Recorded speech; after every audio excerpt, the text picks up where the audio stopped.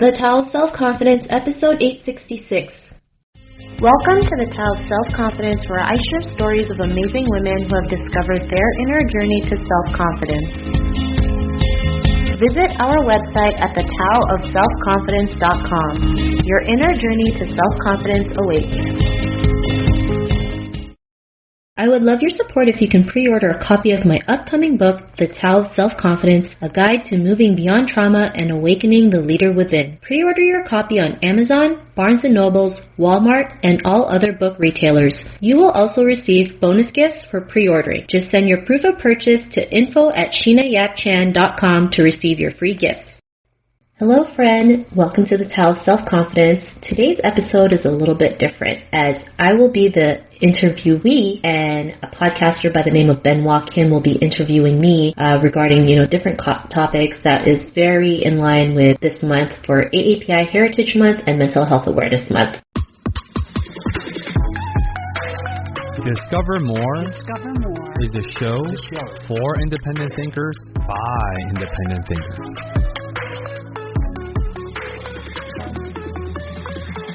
This is why self-care is also very important, and being okay to also show up as our authentic self. Loving ourselves doesn't always mean loving the good parts. It's loving the good, bad, and the ugly, and being okay with that. And that took me a while to figure out too, because I always loved the best parts of me, but I was the worst critic when it came to the worst parts of me.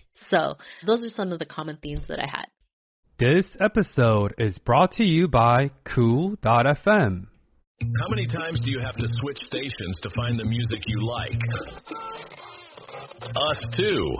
Which is why we've created Cool.fm. Cool. The new internet radio station bringing you the perfect playlist. The perfect blend of adult hits, modern country, and your favorite classics. We've been doing all this late night talking. I can take the blue out of your brown eyes, baby. Cool.fm is the only station you'll need to get your music fix. And the best part, Cool.fm is accessible on all mobile platforms and smart devices. So you can multitask all day and listen to the music you like best. Cool.fm, the radio station for music lovers. Available online at Cool.fm, that's KEWL.fm, and on all mobile and smart devices. Internet radio at its best. Cool.fm. Welcome to Discover More. My name is Benoit Kim, and I will be providing you with practical mental health insights. Today's conversation is about building self-confidence and how to rise above societal norms and the boxes that the society and other people forcibly put you in, no matter who you are. This week's guest is Sheena Yap Chan. Sheena is a Canadian keynote speaker, published author, and the host of her award-winning podcast, The Tao of Self-Confidence. In other words, she is the expert of all things confidence and networking. Sheena has interviewed more than 800 notable Asian women leaders in the past 6 years and has gotten over 1 million downloads for providing unique insights into the realm of leadership and confidence building. Sheena and her work has been featured on Mindvalley, Thrive Global, the Manila Times, and many more. Her life's mission statement is to inspire Asian women and women of color to rise up to their innate potential by breaking out of the societal norms. Last year, Sheena published her second book, Asian Woman Who Boss Up, which you could purchase anywhere you get your books. Please join us in this week's train of Discover More and learn how to level up all aspects of your life by becoming this more confident version of yourself that you were always predestined to be. Sheena, welcome to the show. Hey Benoit, thank you so much for having me. It's such an honor to be here, and I love my intro. So I want to start today's interview on somewhere fun. What does fear mean to you?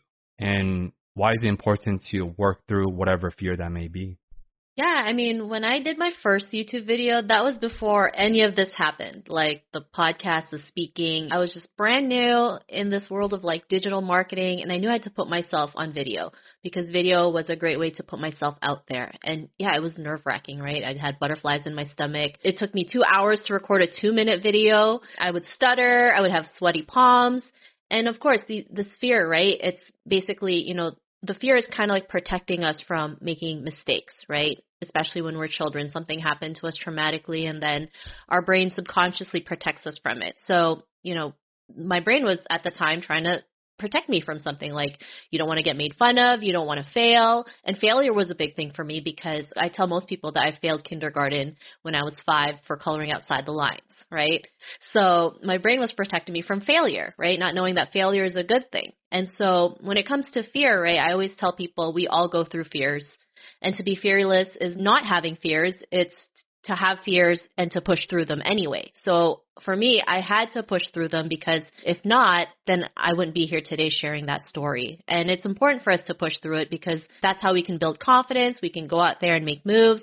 We can go out there and make things happen and have the courage to forge our own path to be the person that we're meant to be. Yeah, it reminds me of Eleanor Roosevelt's quotes. Everything on the other side of fear is everything you desire. Of course, it's very cliche, but I think when you work through your fear, however that fear manifests in your life, I think a lot of opportunities and magic happens and I'll wait on the other side. I want to go deeper on the train of fear, Sheena, because fear manifests differently in your life throughout. So how has fear changed for you and how has your approach to fear evolved over time? I mean, I still have fears for sure. Don't get me wrong. It's not like I'm confident every single day, right? I go through different challenges, different environments. I mean, the pandemic alone was a huge slap in the face, right? It kind of felt like the world was over. There was nothing to live for. And I was ready to just sit in my room, watch K-dramas all day and not do anything because I was afraid to go out there into the unknown. And especially in our culture, we've been trained to always have security and stability and to fear the unknown. So for me, I had to realize, I didn't have to do this myself, right? I can go out there and ask for help. And I'm glad I was able to have the support to help me pick myself back up, right? Regardless if I was scared or not, I wasn't the only one going through this. There was a support system out there who was cheering me on. And so, of course, I still go through imposter syndrome, right? If someone, invites me to speak, I'm like, who am I to go out there and speak, right? And then at the same time, I have to tell myself, you got this. You deserve this. You've been working so hard to get to where you are today. You just give your best speech ever, and there's someone out there who can relate. And every time I do that, the people love it, right? Do I get nervous? All the time, right? And nerves is a good thing, right? It just shows us that we just want to do the best job that we can. Sometimes fear is just an indicator that we just want to really give a good job. We just want to know that what we're doing out there can really impact somebody. And so sometimes fear is just testing us, right, to see how strong we are, if we can push through them, right, if we can go out there and make moves. I say, if you can think of the worst thing that could happen and you're okay with it, then go ahead and do that, right? Let's say you wanted to reach out to a company for a speaking engagement, right? You just reach out to them, right? What's the worst that could happen? They either ghost you or say no. Are you going to live through that? Probably. So should you do it? Yeah, right? Why not? I mean, I always say if you don't ask, the answer is no, right?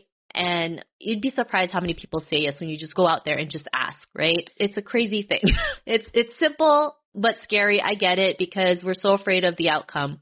But when we can learn to detach from the outcome and just go out there and do our best, then we just keep moving forward and just keep making moves, just keep creating the things that we want, creating better representation, empowering our community. It's not always easy, right? I know it's not always easy. I've been there. I know it's tough. Sometimes the hardest step is the first step.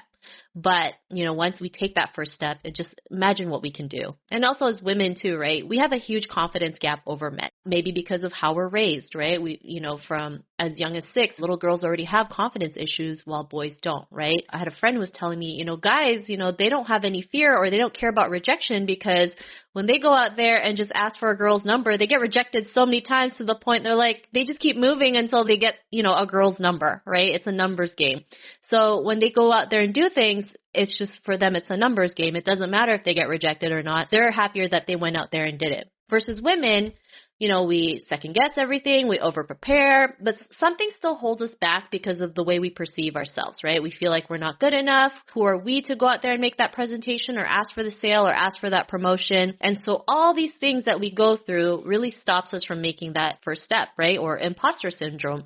And that's why there's less women in leadership, in high position roles, less women entrepreneurs making money because there's a huge confidence issue. But imagine if women just went out there and took action and just, figured it out along the way, we would succeed so much better. I mean, there was even a test that I was reading about this psychologist who decided to do a test between boys and girls, and it was just to solve this problem on the computer, right? When they had the results, he noticed that the boys did better than the girls. But he realized that the girls didn't even try, right? They didn't even put an answer because they probably thought they were going to get it wrong. So he went back to the group of women or girls and he said, your only task is to try and solve it. Just try and solve it. It doesn't matter if you get it right or wrong. Just try and solve it. And so when each and every girl in that group decided to solve that problem, guess what? The girls did better than the boys. This is what I mean. Like, you know, if we just go out there, take action, figure things out the long way, course correct along the way, we can make moves, right? Sometimes we have to do everything wrong to get everything right, to get the clarity, to get that aha moment, to push forward with whatever it is we want to do in life. Yeah, it's not necessarily spray and pray, but at least if you throw darts at the map, it's going to land somewhere. But if you don't throw, there's no marker. Nothing happens. Yeah. I want to highlight something, a theme and a threading line from your story, Sheena, is that fear is almost like a marker. Anytime fear manifests in your life, in whatever domains of your life, whether it's professions, asking for networking, as you said, or asking for speaking engagements by just cold calling or reaching out, anytime that fear shows up emotionally, it's a good reminder saying, oh, this is where I fear scared, or this is where I feel this internal butterfly. Oh, this is an area of growth. There's opportunity within that butterfly. So I think I want to highlight that because it's a good cue. Because not everyone has this heightened self-awareness, but I think having this very concrete thing to remember, you're like, okay, Sheena and Benoit talked about anytime I feel scared, that's actually where the opportunity lies. And there are limitations and circumstances. But with that, I want to zoom in a little bit closer. You talked about in passing that a lot of times it's a numbers game. There's going to be a lot of no's, but some yeses. Do you have any things that recall from recent times or some of the more remarkable days where you're like, oh, they will never say yes. What's the point? But you say, you know what? I'm going to do is scared. And something magical happens. Oh my God, I have way too many stories. This interview might go on for a while. I mean, even as simple as reaching out to women to be a guest on my show, I mean, people don't realize, like, yeah, I've interviewed over 800 women, but imagine how many women I had to reach out to. Imagine how many women didn't say yes or ghosted me, or I had to follow up for 4 years just for them to say yes. So yeah, it is a huge numbers game, right? Even when it comes to having your own business and even going out there and just, you know, reaching out to women, right? People who don't know you, but they see what you do and they love what you do. I mean, it's still the same thing. I still got rejected. Some of them didn't answer me back. But of course, you know, there's times where I do feel like, oh my God, I'm such a loser. Nobody said yes to me. And that's okay, right? We have to feel how we feel. And then once we can do that, you know, we can pick ourselves back up and move forward again. Sometimes no could be a good thing, right? It could be a blessing in disguise. No can mean not right now. If we just change the way we see the word no, it just makes it a lot better, right? And no can just be another opportunity, right? So I don't want people thinking no is the end of the world. To be honest, I would rather if someone said no than like getting like wishy-washy answers, right? Because at least they're direct, they know, and I don't have to bother them anymore, right? So sometimes no can be a good thing. And then there was also this quote, like 99 out of 100 times you'll get rejected, but that 1% that said yes could impact the world like 90% of the world. And a great example of that is the light bulb, right? Thomas Edison got 10,000 no's before he got a yes, and literally everyone has a light bulb. So imagine if he stopped at his, 10th time, 100th time, 1,000th time, or even his 9,999th time. What would the world look like right today? So, and there's a lot of women, or not women, just people in general who go through so much failure, who go through so much rejection, is that we're so blinded by people's achievements that we don't understand the story behind it, right? They see all the glory but don't hear the story. And this is why sharing stories is so important, right? Of women, of how they're able to forge their own path, overcome obstacles, and thrive, because we want people to realize, like, it's not easy sometimes. It sucks. You might want to ugly cry a couple times. You might have to work 24 hours straight in a day. But, all that is worth it when you see, like, the light at the end of the tunnel. And I think the more we're honest about this, the more people can appreciate us and realize, they can also relate to us. Like, if she can do it, then I can do it, right? I have no special powers or anything. It's just really me going out there and making things happen. And yeah, there's days where I still resist because I still get scared. I still go through imposter syndrome. I still feel like I'm not enough. And so I always have to work on myself as well, right? Sometimes I do things like I say 3 things to myself, right? To kind of just get out of that self-doubt and pity party. And it's like, I tell myself, I am loved, I am enough, and I am worthy. And, I keep telling myself that until I feel better. And yes, sometimes when you do these things, it might feel weird or awkward. And that's okay because these are things you've never done before, right? Like with fear, it's just an indicator, like you need to grow out of your comfort zone, right? You need to step outside so you can go to the other side of the hill or the mountain, whatever it may look like, so you can grow and be the person that you're meant to be. And if people saw fear that way, they would take so much more action in their lives, right? I always say actions speak louder than words. And so when people see you making moves, they'll be like, who are you? What are you doing? Like, confidence doesn't always mean that you have to be the loudest person in the room. It's just, you're just out there making things happen. You're out there knowing that you are capable enough to turn your dreams into a reality. I want to highlight something that you said in terms of the benefits and the power of affirmations. So this is clinically speaking in science. If you put brains under a MRI scan or a CAT scan, it actually shows a shrinking of amygdala and a brain activity shifts based on the level of affirmations. So scientific benefits of affirmations have been proven. And of course, what you alluded to is a self-affirming practice, right? Through gratitudes or saying that I'm loved. And there's a lot of power in that because I want listeners to be aware that anytime I have someone on that's high level, high caliber on the show, whatever answers and stories we share, yes, they are real and they're valid and there's truth in that. It's our truth. But emotions are transient. Just because right now Sheena is feeling 10 out of 10 and all confidence and amazing, right? As she said, no pity parties. Tomorrow or 6 hours later, she might hit a dip because life is cyclical. It's a season. And I don't want people to say, oh, they're always confident. If I do this, X, Y, and Z, I'm always going to be confident 24/7. It's like, no, you will be confident, but sometimes you won't. And I think we have to recognize the seasonality of that so that, okay, we don't always have to be feeling perfect every single day. Yeah, I love that. And I think that's so important too, especially in our culture, because perfection is something we all strive for, but it's not real, right? There's no such thing as perfection. And when we can learn to show up as our imperfect selves, we can just make more moves out there. I know it's easier said than done, and that's why it takes a lot of work on ourselves, right? Or we don't have to do it ourselves. We can seek help to help us get out of that because we all have blind spots, right? And that's why sometimes having a second eye or third eye can help us see our blind spots and realize, this is what's stopping you. There's something in your childhood that's resisting you from making that move or think, just different examples. So I love that you mentioned, the word perfection because, that's something that we still deal with till today. Yeah. What I always say is unless your last name is Christ and first name is Jesus, you're not perfect, right? But perfection is honestly a thief and it robs away from what we're truly capable of. I want to talk about the opportunity cost or the art of saying yes versus art of saying no.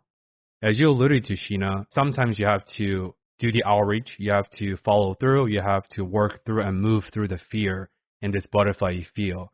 At the same time, life and time and resource and energies are finite. So how do you approach what to say no to and what to say yes to? Because like Steve Jobs and a lot of the greats, they attribute their success not about the amount of yeses they said, but actually to the amount of no's, so they can actually double down and refine whatever they're passionate about. Yeah, I think it's also me learning to work with my intuition a lot more, right? Which is something we don't normally do or something we're not taught to do. And I've shut down my intuition so many times and I realized that every time I shut it down, it was just a hot mess. And so now it's learning to say yes with feeling, right? Like if you have this feeling inside that you have to do it, just go out there and do it, right?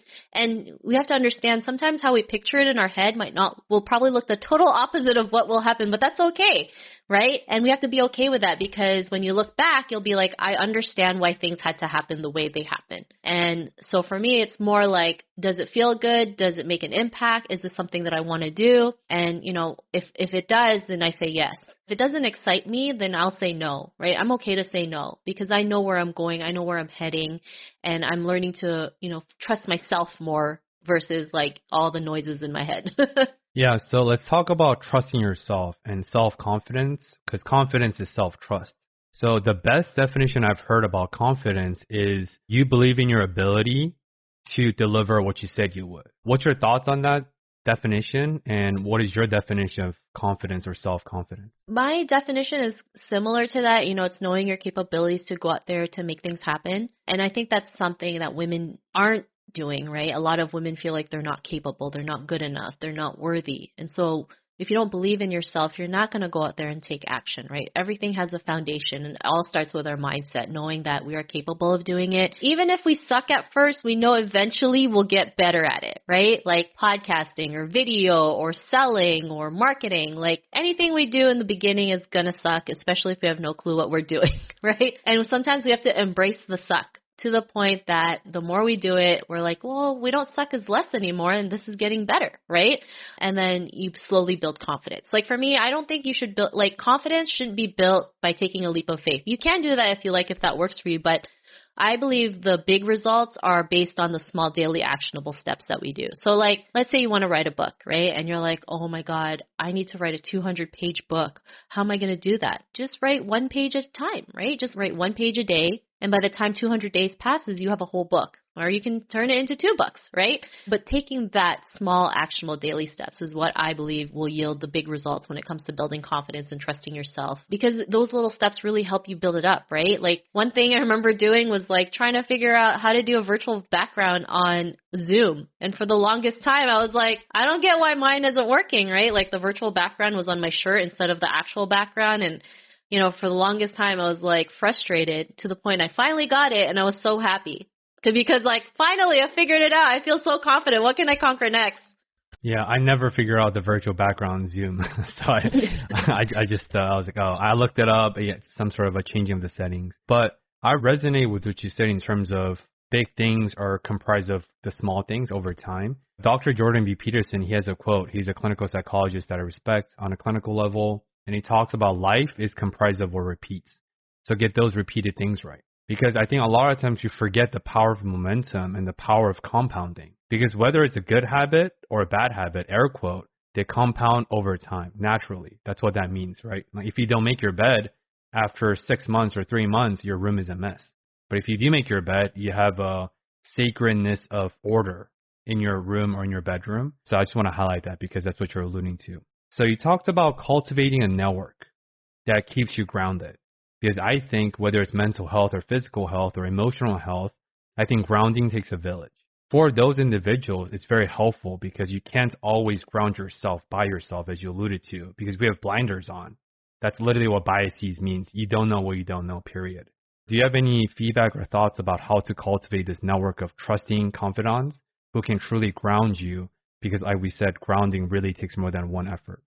Yeah, I mean, that's a great question. And I mean, it looks different for everybody, of course, right? Everyone has their own way of getting support or seeking support. And sometimes we're afraid to ask for professional help, right? Especially because, in society it's still seen as like a bad thing when really it isn't. But, you have to do what works for you. Maybe, you can start small by listening to a podcast or reading a book.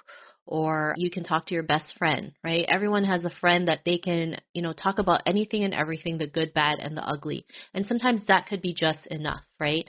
And as you keep working on yourself and figuring out what you want to do, you can move on to the next level. And then maybe join a women's group or hire a coach or hire a mental health professional. Whatever works for you, because what may work for me might not work for you because we're two totally different people. That's why it's so important to go out there and figure out the things that you would like to do or that would help you. Yeah. Isn't it interesting that a lot of people in society, they would follow or subscribe to a air quote blueprints by a certain guru they put on a pedestal, and then they're like, wait, this doesn't work. Well, obviously it doesn't work. This was someone else's journey, not yours. So how can we ever expect someone else's way will work for our way? It's funny. So let's talk about your podcast, Sheena. You are definitely an OG in this space, 7 years deep. Congratulations. I'm about half of your lifespan so far.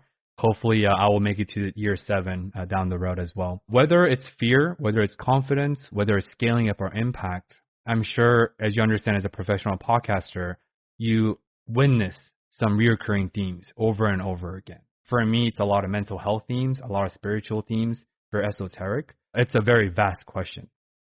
What are some of the most prevalent and important themes you have seen over and over again in your podcast by interviewing over 800 amazing, prolific Asian women leaders. Yeah, I mean, one of the most common themes was just, how they perceived themselves when they didn't do the work, right? Not feeling good enough, always people pleasing, feeling like they can't make their own decisions, not being able to use their own intuition. And that's things that we never talk about in our culture, right? That's something that is, we're told to just put in the back, never say anything, and we just keep the traumas to ourselves. But, when we talk about what we went through, it's actually part of our healing process, because then we realize, we do have a problem and we need to find a solution, right? So when these women realized that they were going through something, they had this aha moment and realized things had to change, right? And so they sought help. They started doing the work on themselves, whether it's going to a self-development event or, listening to a podcast or working with a professional. It really helped them take it to the next level. And so I realized that, we all go through something and, we have to work on ourselves to go out there and make it happen. Or we don't have to, or we can ask for help, right? Everyone's journey was totally different, but there was common themes. And one of the things that they also said was self-help was, or self-care was very important, right? Because we're always told to always take care of others, and we forget the most important person in the world to take care of, which is ourselves. And, this is something that's not taught in schools. Nobody tells us to here are 8 self-care rituals that you can do, right? It's more like, here's your math project, here's your science project, here's your history project. I believe these things need to be taught in school as young as, kindergarten, as soon as they start school, right? Mindset, self-care, confidence, because these are the real life skills that they need when they go out into the world. And especially during the pandemic, everyone was burnt out, right? Working from home. And it's not like working from home. You're working from home, you're taking care of your kids, you're homeschooling them, you're taking care of your family members, you're running errands, you're running chores, you're cooking, cleaning. Who wouldn't get burnt out, right? We forget to just even spend 5 minutes to ourselves, right?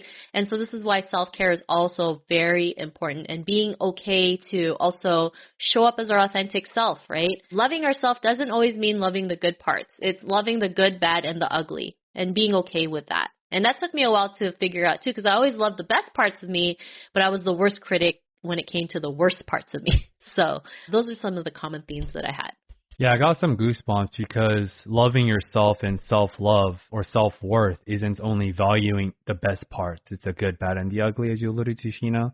Because I feel like when we ourselves are incapable of embracing all parts, including the ugly and the bad of us, how can we ever expect our partners, our spouses, our parents, our friends, our colleagues to embrace the uglier sides of us? That doesn't really make sense.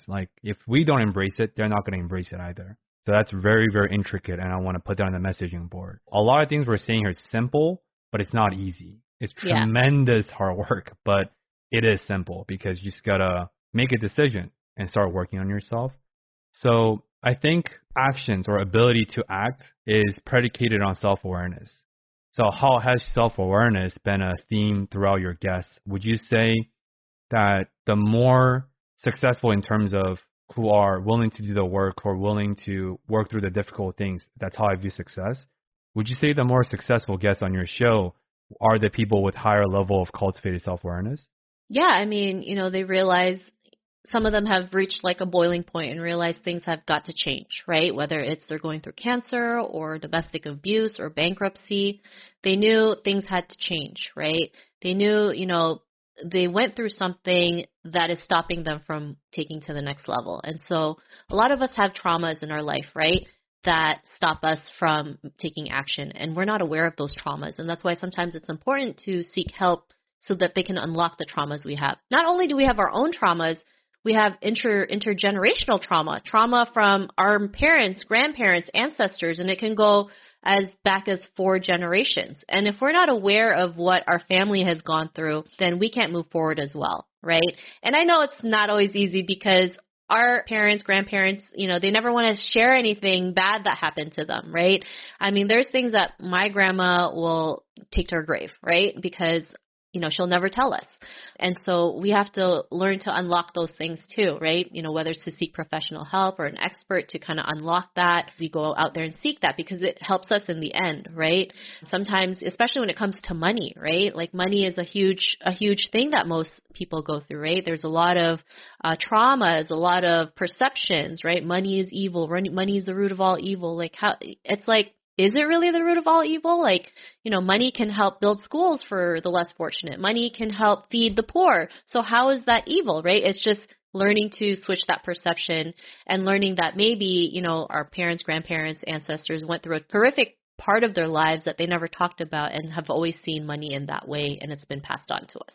As a Asian Korean American myself, I resonate with the level of self-siloedness that our parents and grandparents exhibit because they don't want to burden other people, right? That's their mindset. It's like, no, I went through it. It's just my experience to bear. I don't want to burden my kids, whatever. I share that because about a year ago, my mom went through a very extreme case of empty nest syndrome. This is my second time sharing on the podcast, where she actually was missing for 36 hours. We filed a police report. I was coming back from a vacation in Cancun. Me and my sister and my dad, we honestly thought my mom died. It was that extreme. We couldn't find her. And of course, the police was useless. They say they cannot do anything until 48 hours, but the survival rate cuts half every hour passes. And then, of course, my mom came back healthy on the 36-hour mark. What happened was she drove herself to a hotel because me and my sister were leaving East Coast to the West Coast. So she felt like at age 59 or 60, she felt like her entirety of her life was poured for us, but now they're all leaving the nest, so to speak. So she had the extreme difficult emotional volatility, and she actually blacked out. And I don't want to share more gory details because that's not the place. But what I want to share is after this missing incident, we were able to have the deepest mother-son conversation as a human being. And I share a lot of things I never share with her, and she shared a lot of things she never shared with me ever. Because for me, I realized it's not guaranteed. Our parents could pass away any moment. Nothing is guaranteed.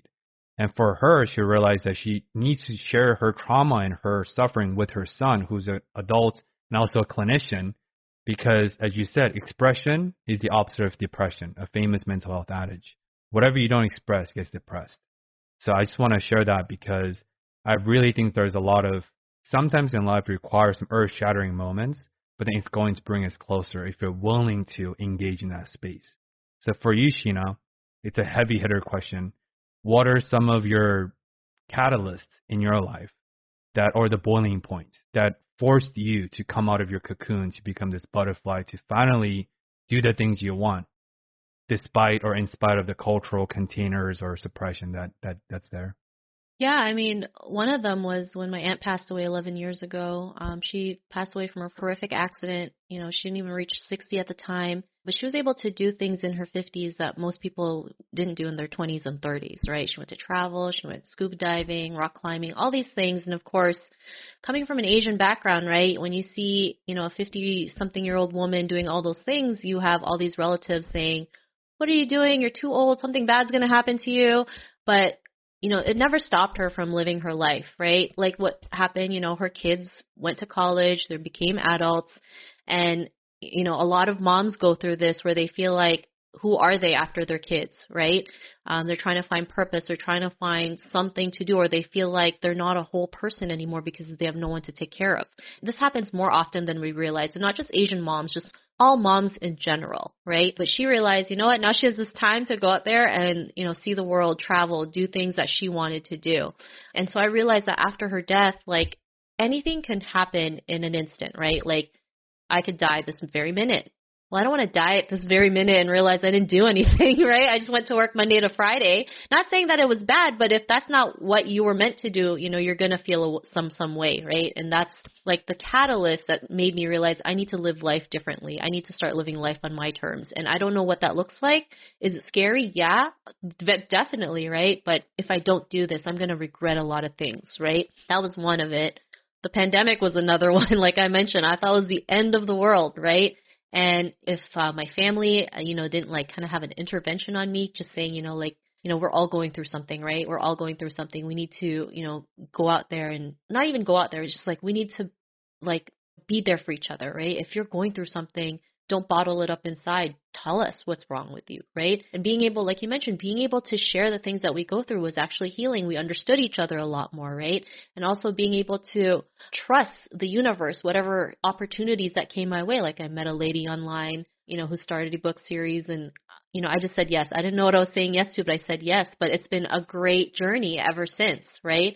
I mean, at that point, I was like, we're stuck at home. There's nothing else to do. I mean, what's the worst that could happen? But it's been such a great blessing because, I've found a tribe of these amazing women who are also, bossing up in their lives. I have, someone to talk to when things are tough or, like we all go through some form of growing pains in our life, right? And then, it's just opened my eyes to different things that I never thought was possible. And also being able to create an impact in the world, right? To elevate women, especially marginalized women, because, we're still going through that till this day, right? The representation of women in leadership for women of color is very small till this day.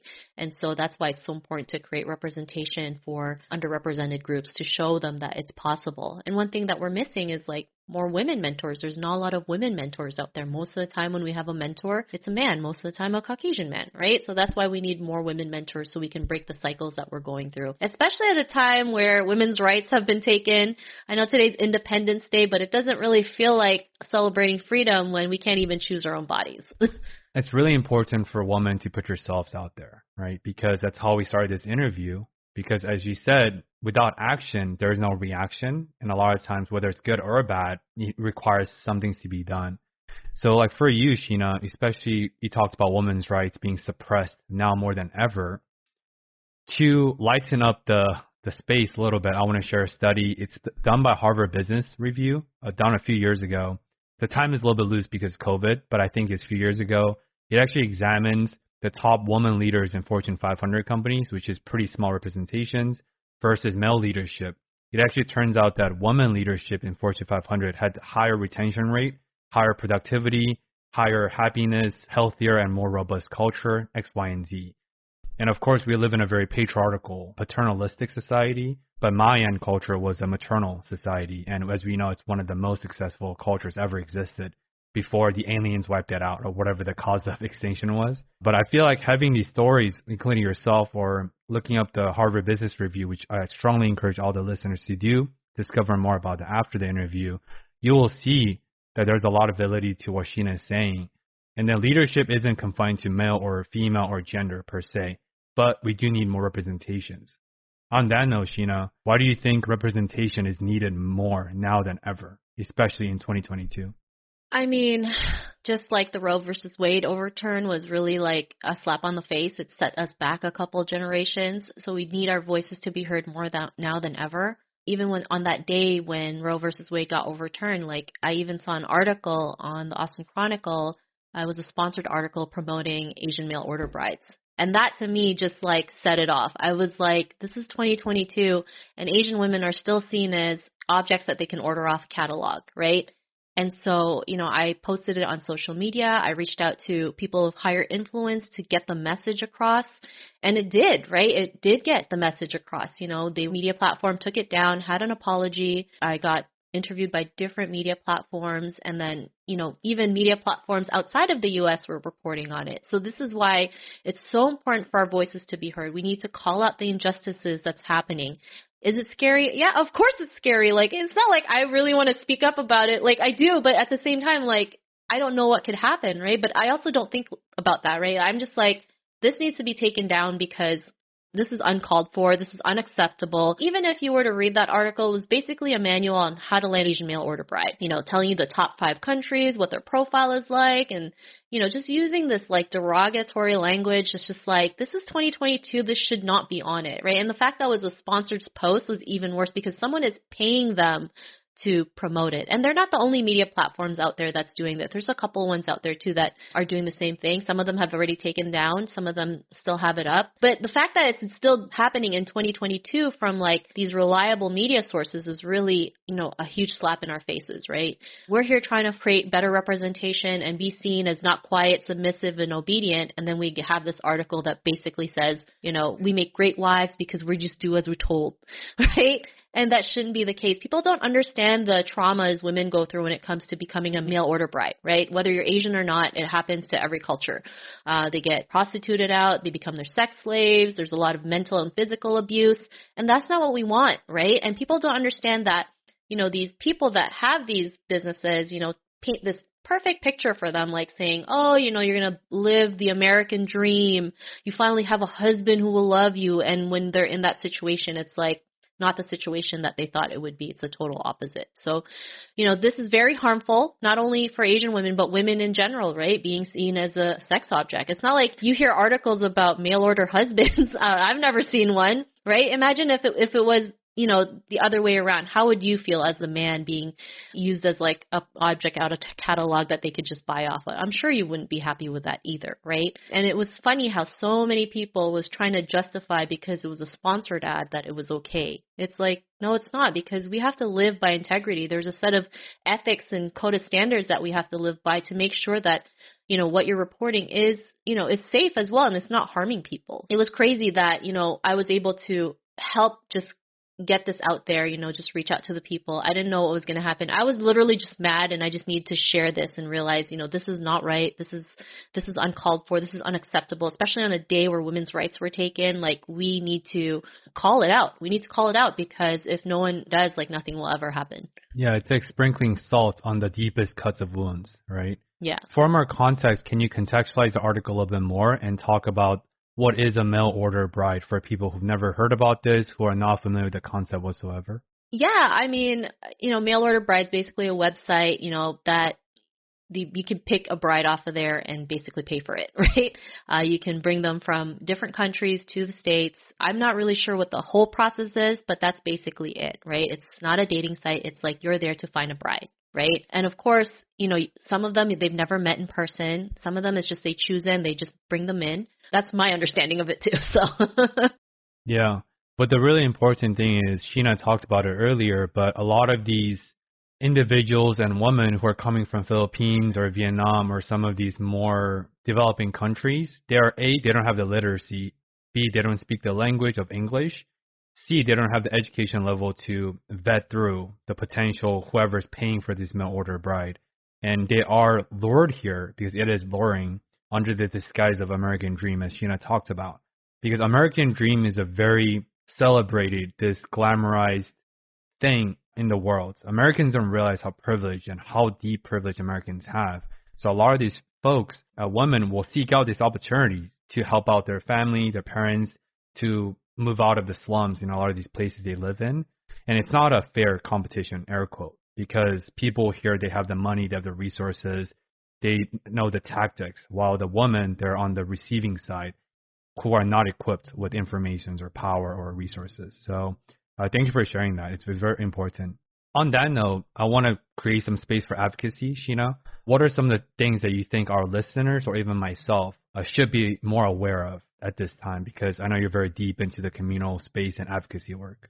I mean, for me, it's always just creating better representation, right? Especially for our community. We go through the model minority myth. Asian women are also seen as quiet, submissive, and obedient. And so because of that, we do get into situations like being an Asian mail order bride or human trafficking or different things, right? Even with the shooting in Atlanta, right? It's like the victims were being blamed because they were sex workers. It gave the guy an excuse to shoot them. Like, that should not be an excuse, first of all. So we need to dismantle these negative stereotypes we go through. Even Asian men, right? They're always not seen as the sexiest, men in different cultures, right?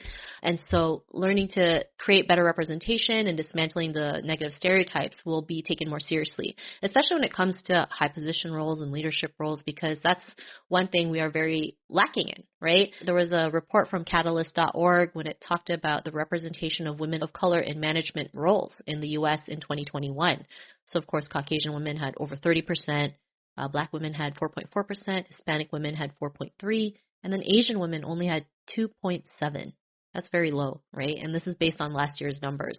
So for me, like, the topic of women leadership is very important because I want Asian women to be seen as the leader that they're meant to be, that they are worthy enough to go out there and make things happen and be okay to make mistakes, be okay to show up as your imperfect self, because these are the ways we can create the change that we want, to turn the stories around, to dismantle these stereotypes, and to show our current and future generations that anything is possible out there.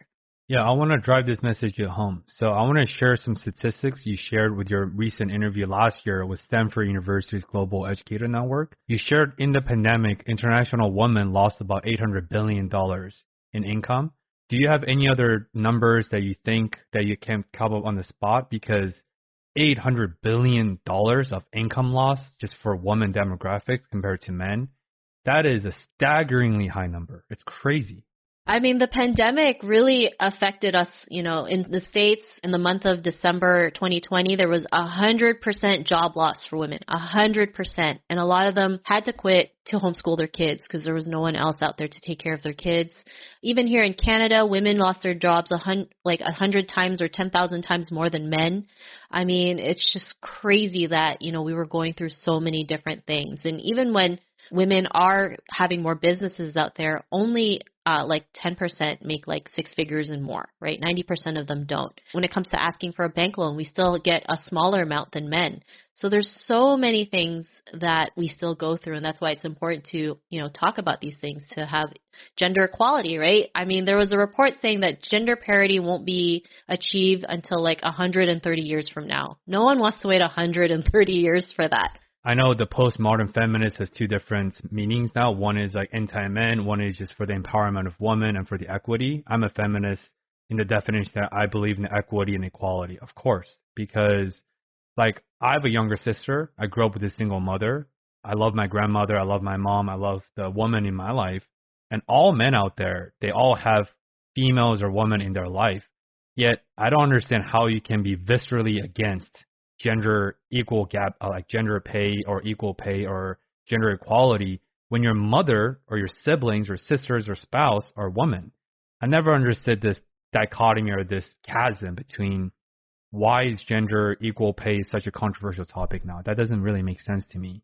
So in that sense, let's go back to your podcast a little bit and tie this threads together. If you were to curate a list of qualifiers for the best leadership qualities or the best confidence qualities that you saw on your podcast or in your own life, what qualifiers would be on that list they curate? I mean, making the first move, right? That's one thing. If you want things to happen, go out there and make the first move. Be okay to ask questions because you never know who might say yes. So when I used to work at an office job, I remember getting a salary review, right, from my boss. And he was like, okay, it was 50 and now I'm going to give you 54,000. And so I was like, are you okay if you can add another 1,000? Because anything that ends in a 4 in Chinese culture is a bad omen. And this is a real story. It's a bad omen, right? If you say number 4 in Chinese, it also means death. And he did the same thing. He laughed at me. He's like, are you serious? I was like, yeah, I'm serious. And of course he thought it was funny. He thought it was a joke. But in the end, he gave it to me. So it's not that I got an extra $1,000. It's the fact that I asked for it and I got it is the biggest lesson. So you just don't know what happens when you go out there and just ask, right? That's what I like. I'm a big advocate for asking. I'll ask anyone anything, right? If I'm traveling, if I need someone to take a photo of me, I'll ask them. If I get lost, I'll ask for directions, right? If I think something is damaged, I'll ask for a discount. Whatever it is, right? Whatever it is, don't be afraid to ask. Will you get a no? Yeah, of course. I mean, that's normal, right? But you'd be surprised who says yes. Also, embracing your fears, right? That is huge. And I know it takes a lot of us to embrace our fears. That's why it's important to have support. You don't have to do things alone. You can do it as a group. When I was able to overcome my fear of video, it's because I saw other people who were in the same position as me, who were just scared, who also had to do their video for 2 hours to do a 2-minute video because I understood that they were going through the same feelings as I was going, and if they can do it, then so can I, right? So learning to embrace your fears. Showing up as your imperfect self, learning to make mistakes, being okay with taking action and figuring things out along the way. Have I made mistakes in my own journey? Of course. I've made more mistakes than I could think of, but it's also led me to opportunities that I never thought was possible. I always say your greatest mistakes could be your greatest opportunities, right? And learning to be kind to ourselves, being our biggest advocate and cheerleader. That is so important, right? If you want to attract the things that you want, it really has to start with ourselves. You want people to cheer you on, start with yourself. You want people to connect with, you want people to, advocate for you, advocate for yourself, right? When they can see your passion, your conviction, they will come to you, right? I mean, when I reach out to people, I don't tell them who I am and what I do and how awesome I am or whatever it is. I just tell them what my purpose is. I start with my purpose, I lead with my purpose, and they get it and they love it, and they, end up saying, hey, we would like to do a speaking engagement with you. Hey, we'd like to collaborate with you. Hey, we'd like to sponsor your event, right? Because it all leads with purpose. So that's another thing too, leading with purpose. Yeah, I want to share a small anecdote in terms of the power of asking. This was last year when I was on the cusp of renewing my auto insurance, because car insurance is very expensive in America. It was something around $3,500 for the entire year. And, oh, wow. Yeah, and I don't really drive that much because I don't like driving. So I said, hey, I'm not going to pay over $3,000 on my insurance for a year. That's unacceptable to me. And I said, would you pay $3,000? And he's like, I mean, I wouldn't, but X, Y, and Z. So I said, hey, can I speak with a retention officer? So this is also a tip for everyone who want to update or change their insurance or save some money. Every national insurance has a retentions office. Retentions office are the office that can rewrite and restructure your premium and your actual lease or the auto insurance. So I got transferred. And within 10 minutes of speaking to the retention officer, I saved $1,500. My total insurance went from $3,500 to like $1,900. I said, can I make it sub $2,000, please? And I got it. So if I never asked for that thing, in 10 minutes, I saved $1,500 US in 10 minutes. It literally comes down to saying that, can I speak with a retention officer? So that's another message to echo what Sheena said, right? Of course, I'm fluent in Mandarin. That's why I laughed, because 死 it means death. And 8, fa means like up. And number 8 is the most expensive license plate in China. And a lot of floors, number 8 is like the most expensive floor. But all that to say that never underestimate the power of asking, because you just don't know what you don't know. So I want to take a soft pivot into the business side, Sheena. And so tying everything we're talking about in terms of asking, in terms of putting yourself out there, in terms of working through the difficult emotions in spite of what that feels like at the moment. So what have you learned in the past 6-7 years, whether it's writing the Boss Up series from this cold outreach they got connected with during the pandemic, or from 800 plus and 1 million downloads they've accumulated through your podcast? What have you learned in terms of scaling up your impact in business through the lens of mindset and personal character development? I always repeat this because I think this is so important. The biggest lesson was to ask for help, to ask for support. You don't have to do everything yourself, right? Being able to collaborate with other women, being able to, like I mentioned, being able to work with other women who have a similar purpose as you. I mean, that just 10x's everything that you want to do and scale things up to the next level. I'm not the best at everything, and I'm okay with that, right? I'd rather just pay someone to do that versus me trying to figure it out for 10 hours, right? That made me realize how much easier things could be if we just learn to help each other out, to seek help, to scale things, to have a team. Because, in a normal business, you don't do everything yourself. You hire staff, right? You hire staff to go out there to make things happen, whether it's an accountant, a lawyer, if you have a restaurant, you have waiters, chefs, hostess, things like that. Being able to realize, to let go of my ego and realize I don't have to do everything myself and I'm okay with that, and just seek help. That was my biggest lesson. And that comes down to self-advocacy, which is sort of the theme you shared earlier. So how can one cultivate and get better at advocating for themselves? Because it comes down to, I just want to nerd out real quick, but it comes down to neural pathways, right? So neural pathways are the pathways you build in your brain. It's the root of all habit forming. Every single habit building comes down to neural pathways. Imagine a trail in the mountains. The more bikes and more walkers walk that same trail, it creates a more defined trail. And that is the neural pathways in our brain. So the more you repeat a certain action, the more that action becomes ingrained to become part of second nature. I share that because people who aren't used to advocating for themselves, women who aren't used to speaking up in the classroom, asking for a raise as you did, because that's very nerve-wracking, negotiating with your boss. So I feel you. But for you, you already have these neural pathways built deeply that you can advocate for yourself. But for those who don't, what would you say? I mean, it takes practice, right? Anything we want to do in life takes practice. Nothing happens overnight. Rome wasn't built in a day. If you want 10,000 steps, it takes your first step, right? Or I forget the line, but you know what I'm talking about. But yeah, it takes practice, right? I mean, I didn't get good at video by just doing that one video. I got good at video by doing it many times, right? There was one point where I did 3 videos a day for 30 days straight just to get my fear out, right? And people are like, oh my God, you're so great at video. I'm like, well, there was a time when I was just a hot mess on video. So everything takes practice. It doesn't matter where you learn a new skill, you want to run a marathon.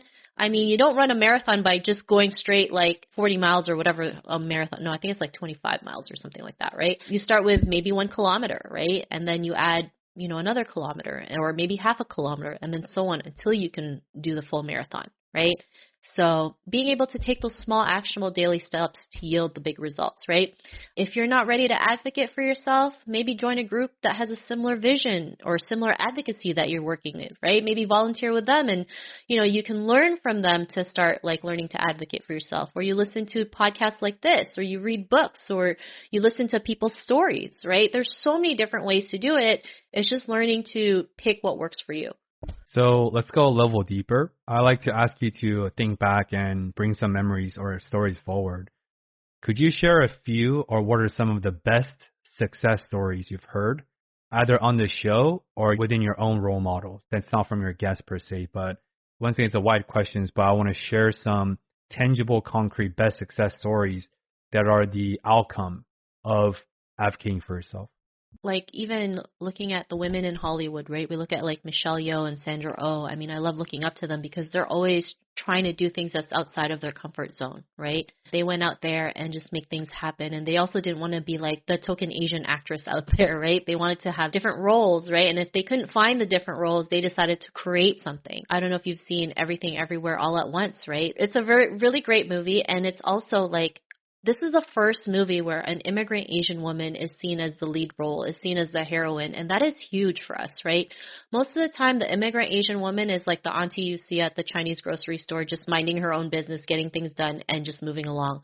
But you don't realize all those little Asian aunties are like, you know, our own businesses, own property, have made really good investments. It's because they don't talk about it, right? Because we're taught not to talk about those things, right? So just even looking up to those women, even the guy who was also in Everything Everywhere All at Once, he was the kid from Indiana Jones, and he was also in The Goonies, right?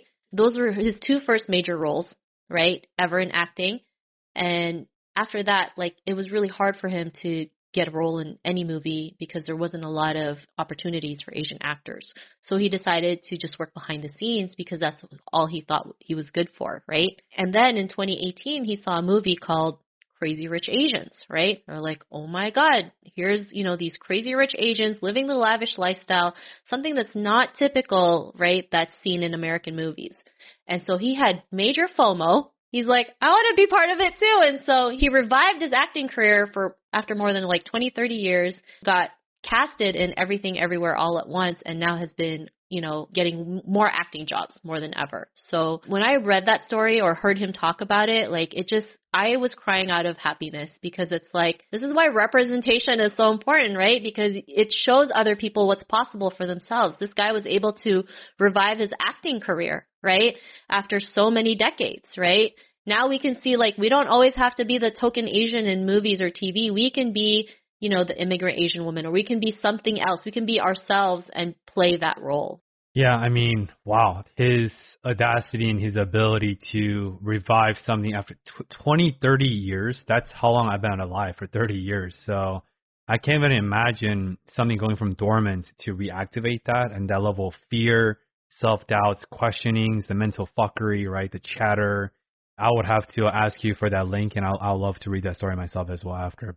And I feel like I just want to put this into context for non-minority or Asian listeners, since most of my demographics are Caucasians.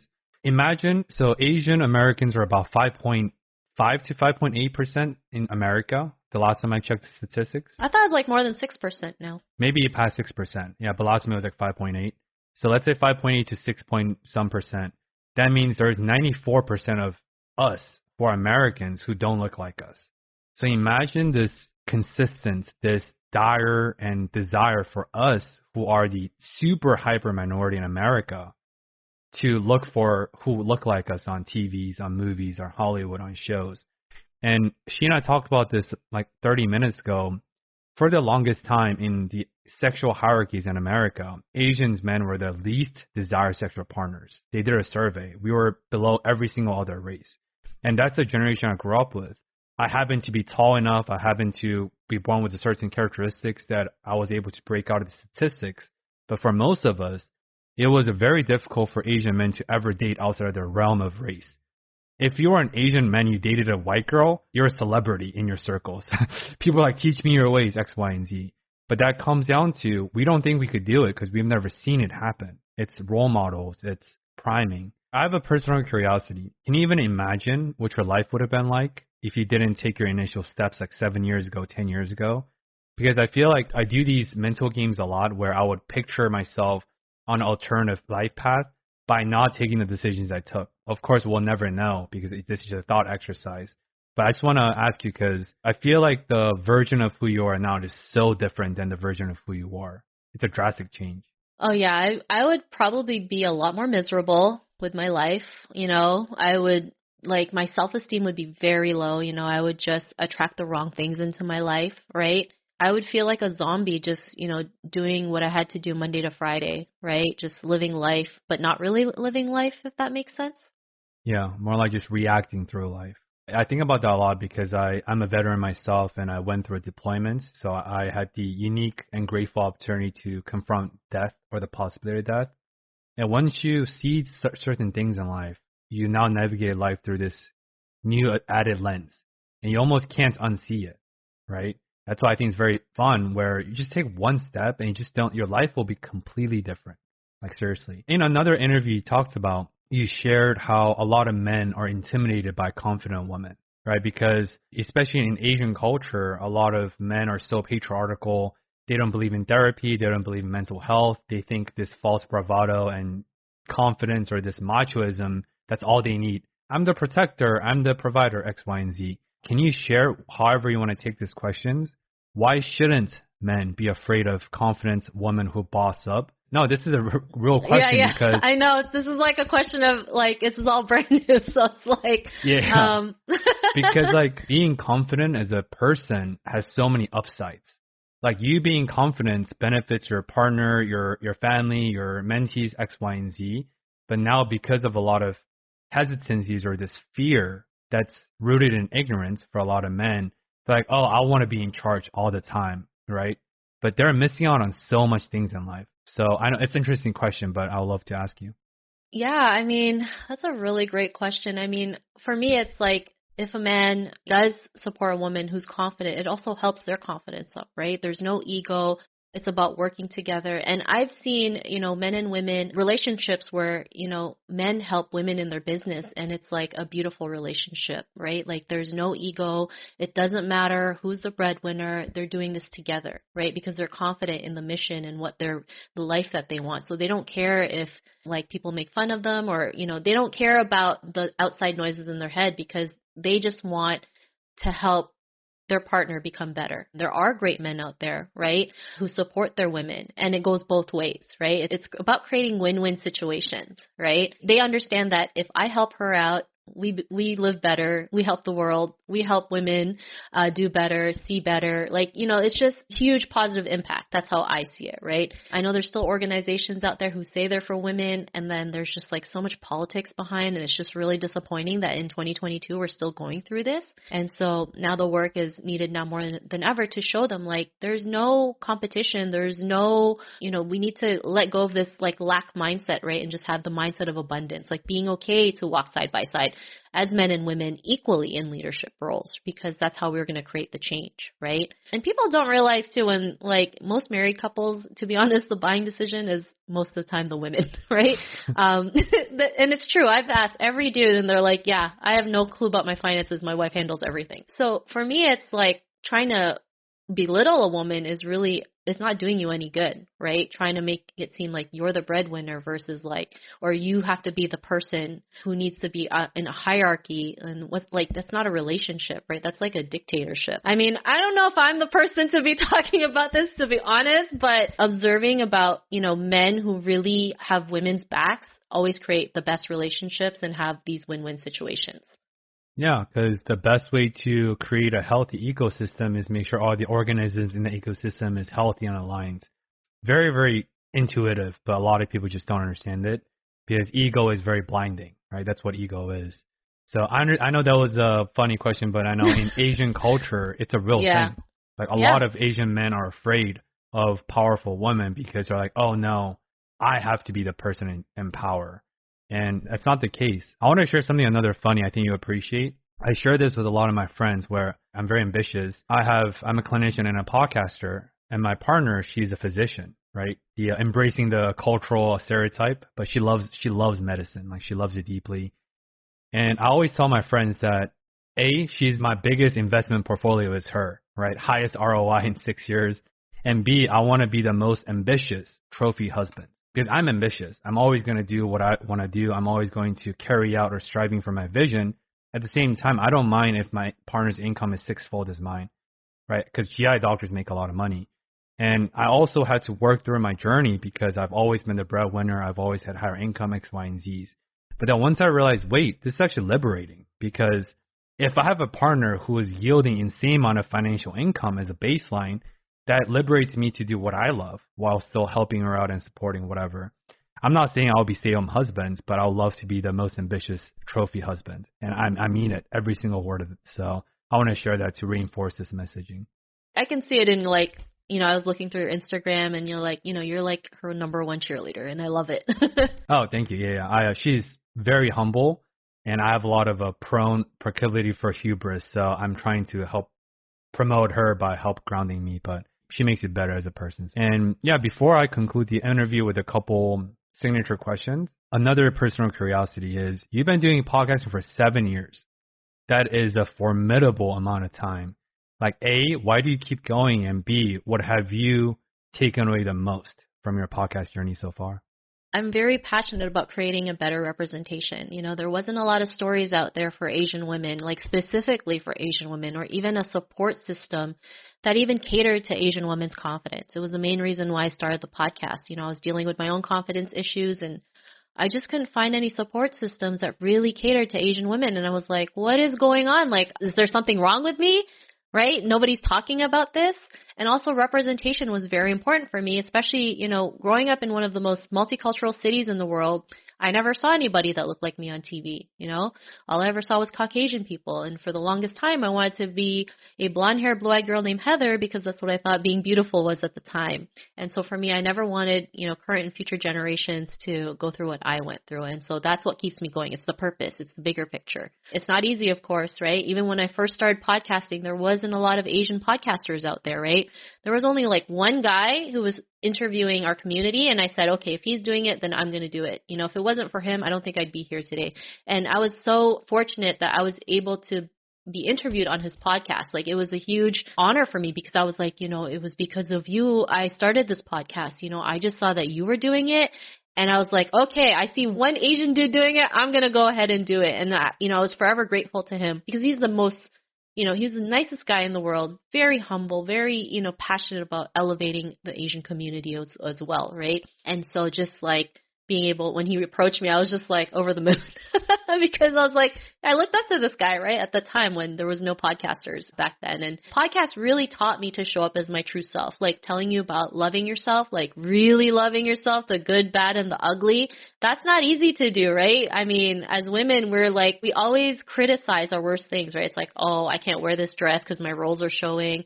Oh, I got a pimple on my face. I need to hide from the world. Like just these little things, right? Oh my God, I just said something on TV and, you know, I sound so stupid or whatever it is, right? We're our own worst critics. But when we can learn to love all aspects of ourselves, we can learn to show up as our true selves. We can show up as our authentic selves, and also learning to build boundaries, right? Because in our culture, we're not taught to build boundaries. We always have to say yes to every single thing. And sometimes we end up saying yes to the wrong things, or we end up in situations we can't get out of. So we have to learn to say no to the things that don't help us, right? That's toxic, because that helps us in the end. So those are some of the things that I've learned, and just knowing that I wasn't the only one feeling this way, right? Not feeling good enough, second guessing myself, having fear paralyze me for the longest time, feeling lost, like being able to interview these women and sharing their stories, realize like, oh my God, like they were like me, right? They were just like me. And if they're able to overcome it, then so can I. It's just, for me, representation is showing you what's possible, right? And even more so when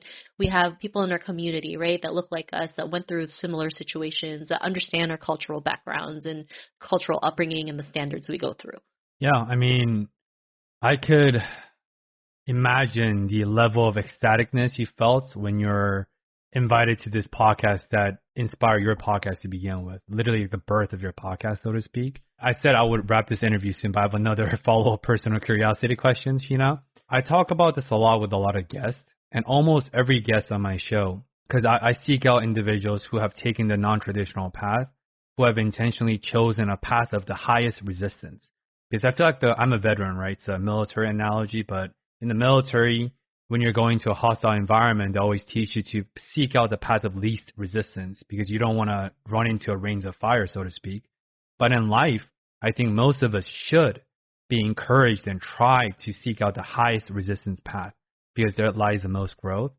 So you included all those guys who've chosen those paths. There's many moments in their life that's affirmative by cosmos, by God, by universe, whatever you want to call it. And when you're on a certain path, I think the world and universe tells you that, hey, Sheena, you're on the right path. Here's an affirmation during your toughest, lowest moments. Keep going. I sense that from your story. So could you share anything else that comes away in terms of when the cosmic affirms you when you're least certain and least confident, but they're like, nope, you're on the right path. Keep going. Yeah, I mean, it can be something as simple as like a listener sending me a message telling me how the podcast has helped them. That for me is like, okay, that's a sign that I need to keep moving forward. Because, yeah, of course, there's days where I wanted to quit and felt like, is what I'm doing even worth it? Like, are people even listening? Do they even care, right? And so especially when you're on your own path and you're trying to elevate a community, sometimes you got to do things by yourself, right? Because not everybody sees it, not everybody gets it. Or in reality, people are just cheering for you in silence, right? They're rooting for you, but they're not telling you that they're rooting for you. And so, yeah, there'd be like these moments, right? It's maybe reading like a message or like horoscopes or something that I'm really big into. Like I'll read my horoscope and I'll be like, oh wow, that makes a lot of sense. And I don't read every single horoscope. It's just like one or two sources that I go to that really make sense for me, that just like kind of gets me. And it's kind of weird sometimes, right? And so being able to do that and just I get a message and it's like, oh, this is like just popping up out of nowhere, right? Sometimes it's when you least expect it. Or maybe someone says something to me and I didn't even think about it and it's like, oh yeah, right? There's just all these little moments, even if it's just watching like a K-drama, I still get something out of that. So it's just like these little things that kind of like seed you into your journey. That's how, for me, it was, yeah. And being able to connect with the right people who understand what I go through. Yeah, I interviewed a astrologist and tarot reader, so I learned a lot about the esoteric nature of astrology and horoscope signs. It's actually a pretty cool episode, but I asked that question because that's how I wanted to end the interview with, because we started the conversation with fear. Like, what does fear mean to you, and what's your approach to fear, and how has that approach and perception shifted over the years? But these affirmative moments by the cosmos and by cosmic, you won't experience these affirmations without taking and tackling your fear face on, period. And this is ubiquitous across all my interviews, and I'm sure it's ubiquitous across all your 800 plus episodes, right? And if you don't take away anything from this, just take away that with both of our collective experiences, the world will create space for passionate people. If you're willing to venture into the unknown and willing to seek out what's possible, you don't have to follow through, but at least have the initiative or the intention. And you'll be surprised by how the world opens up for you. Like, I cannot emphasize this enough because I believe in it. I felt these visceral moments, and so have you. With that being said, before I hit you with the closing questions and to roll out the red carpet for you, you're also dressing red today, so very thematic. The question is the Discover More question. And then I want to ask you for some parting message for the listeners, if any. So the question is twofold, Sheena. The fold one is, what is an area in your life, whether it's your community advocacy work or just your personal life, that you want to discover more about after these nuanced and encompassing conversations? Second fold is, what is an area in our listeners' life that you want to encourage or even to challenge to discover more about after this episode with you? Yeah, and also I wear red because red's my confidence color. So if anybody ever sees me, I'm always in red. And also in Chinese culture, it's a happy color, right? So I just wanted to point that out. For me, it's just always learning to overcome my own fears. I mean, just because I overcome one fear doesn't mean I'm good. Like, there's always new fears that comes up. There's always things that I still resist, right? And I'm just being honest, because sometimes they see you on social media and they think, oh my gosh, she's so confident. Oh my gosh, she's got it all together. Half the time, to be honest, I don't.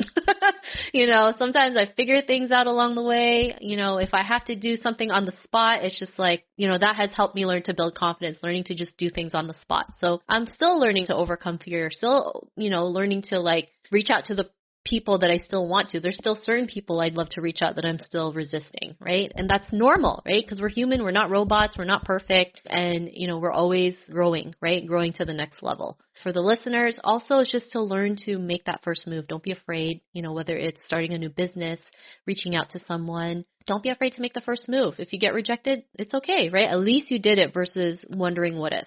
Yeah, what if turns into lingering regrets that you'll be thinking about when you're 85 years old in your bed and you're like, I remember that one day 40 years ago. It's real.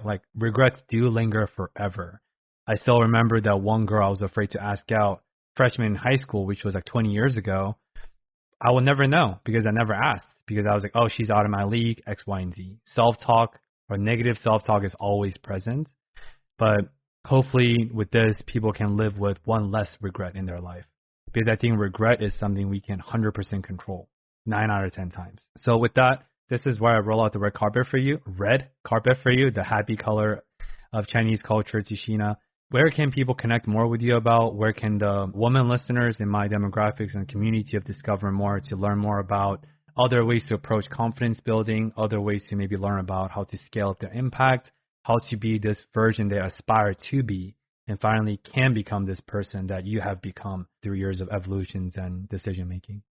Yeah, for sure. So they can check out my website, SheenaYapChan.com. They can purchase a copy of the book, Asian Women Who Boss Up. They can also check out the podcast, The Tao of Self-Confidence, on Apple, Spotify, Google Play, or the website, theTaoofselfconfidence.com. I'm the only Sheena Yap Chan in the world, so even if you look it up, you'll see all my social media out there: Twitter, Facebook, Instagram, LinkedIn, even TikTok, but I don't do dances. So they can check out all my social media and see all the posts that I do, whether it's, women empowerment, advocacy, women leadership, or just even sharing a photo of my nephew. Nice. I've seen your nephew's picture. A cute baby for Thank sure. you. Yeah, as always, I will include all the episode information and links below for the listeners to check it out. I really subscribe to the same ethos that Sheena believes, where confidence or self-confidence and this ability to trust in our ability to execute whatever we want to see to execute is one of the most undervalued lifelong skill sets, because that confidence spills over to all aspects of your life. That's why I asked you, why shouldn't guys be afraid of powerful women who boss up? Because confidence, it's inspiring for everyone, and there's so much upside, and hopefully more people can follow that confidence path, right? And I hate to do this every episode, but the most recent YouTube analytics shows that 65 to 70% of the viewers are not subscribed. YouTube has been doing really well with only being 6 weeks out there. So if you can hit a subscribe, like, and share, it really motivates me to keep this as pure and unmonetized as I possibly could, because I want to do this by providing free maximum value with no hidden strings attached. And with that, if you're listening to on the audio platform, the YouTube goes live on Sundays, and episodes always goes live on Mondays.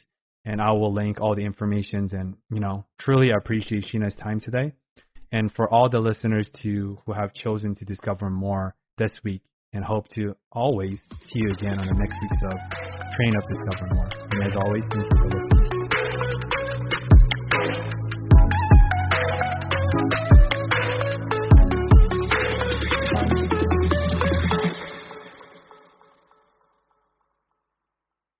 So I hope you enjoyed today's episode, and tune in for the next one next week. Bye for now. Thank you for tuning in to another amazing episode of the Tao of Self-Confidence. You can order your copy of Asian Women Who Boss Up book by visiting our website at theTaoofselfconfidence.com. Your inner journey to self-confidence awaits.